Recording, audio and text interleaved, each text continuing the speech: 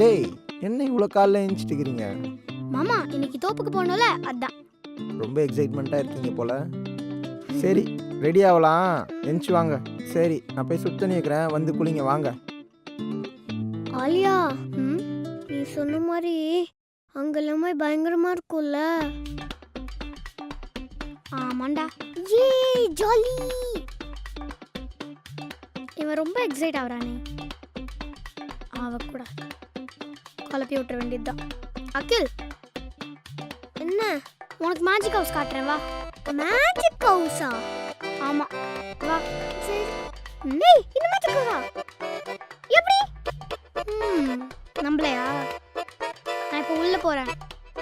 கதவை சாத்திட்டு நின்னு அதுக்குள்ள நான் இங்க வரேன் பாரு. கதவு திறக்காமவே வா. ஆமா. அப்படின்னா கதவு உடைச்சு வரப்படியா? பாரா.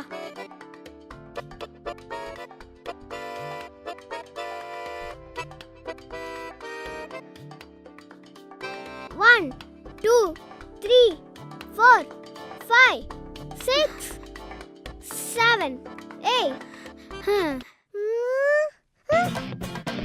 நீ எப்படி இங்க வந்த? அதான்டா மேஜிக்கு.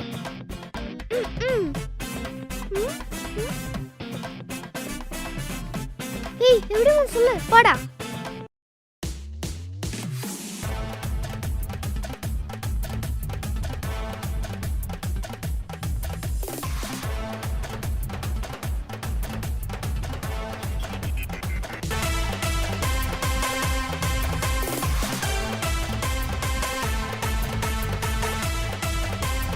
ஆமா, இவ்வளோ பெரிய தோட்டம் வச்சிருக்கீங்கல்ல, நீங்க தான் அட்வொகேட் ஆச்சே.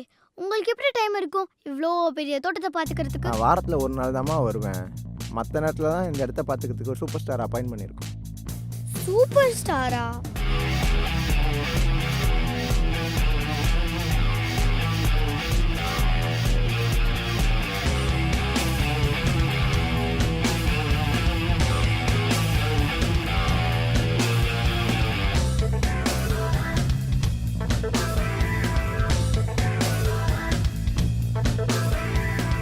ஆனால் எப்படிண்ணா இருக்கீங்க? ஹாய் பசங்களா, வேலைலாம் எப்படி இருக்கு? எல்லாம் நல்லா போயிட்டு இருக்கு. விளைச்சல்லாம் நல்லா வருதுண்ணா? அருமையா போயிட்டு இருக்கு. தங்கச்சி பசங்க ஊர்ல இருந்து வந்திருக்காங்க, கொஞ்சம் தோட்டத்தெல்லாம் சுத்தி காட்டுங்க. நான் போய் கொஞ்சம் மற்ற வேலைலாம் பார்த்துட்டு வந்தேன். சரிங்கடா, தாத்தா கூட இருங்க, வந்துடுறேன் மாமா. ஹாய் தாத்தா. ஹாய் தாத்தா. ஹாய். பசங்களா, தோட்டத்தை சுத்தி பார்க்கலாமா? ஆ. ஆனா இந்த ட்ரெஸ்ல போக முடியாது. ம், ஓகே, போலாமா? ம், ம்.